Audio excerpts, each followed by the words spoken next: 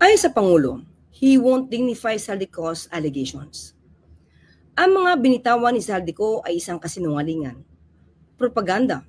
Mas lumalaki ang kasalanan ni Saldico sa bayan. Napakaliwanag ng mga pag-amin niya. Umamin si Saldico sa ginawa niyang mga insertions para sa budget 2025. Hindi na niya maitatanggi na siya ang taksil sa bayan na naglalagay ng mga insertions para nakawin lamang. At ang mga insertions na ito na nagpabago sa National Expenditure Program o NEP 2025 ang siyang ikinagalit ng Pangulo. At nagsabi pa siya na hindi niya makilala ang NEP 2025 na gawa ng ehekutibo na pinasa noon sa Kongreso. Kaya nag-veto ang Pangulo ng line items sa 2025 budget ng halagang 194 billion pesos. Kaya't ang sinasabing pag-insert ng 100 billion pesos ay taliwas sa sinasabi ni Saldico. Bakit mag-uuto si Secretary Mina ng DBM na mag-insert na 100 billion pesos na proyekto kung tatanggalin at i-veto ang mga proyektong ito? Mas malaki pa ang pinatanggal ng Pangulo na halagang 194 billion pesos kaysa sinasabing pinapa-insert na 100 billion pesos. Sa pinakita niya mga maleta ay mas lalong nalubog sa kumunoy ng kasinungalingan si Saldico. Pansinin ang mga pinost na pictures.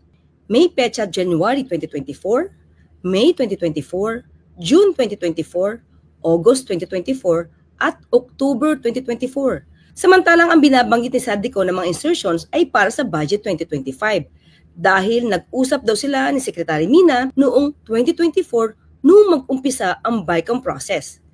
Pero nag-open ang BICAM noong November 2024. November 2024. Kaya paano ma-deliver di umano ng kanyang mga tao ang mga maleta noong January, May, June, August at October 2024 kung hindi pa man nagsisimula ang BICAM conference para sa budget 2025? Saan niya kinuha ang pera noong mga buwan ng taong 2024 kung sa budget 2025 manggagaling ang di umano mga deliveries? At mga maleta lamang ang pinakitang ito. Nasaan yung mga sinasabi niyang pera? Paano seryosohin si Saldico sa panawagan niya na paimbestigahan ang mga pangalang nabanggit niya? Kung ngayon pa lang sa video niya ay kitang-kita na ang mga gawa-gawang kwento. Sa ating pagsusuri, dapat lamang maimbestigahan si Saldico para malaman nating lahat kung saan nanggagaling ang kanyang kasinungalingan. Sa sinabi niyang wala siyang kinupit na halaga, kahit na nasa kamay niya ang pag-i-insert ng mga proyekto sa budget 2025, patunayan niya ito, lalo pat nagsusumigaw ang mga yaman niya.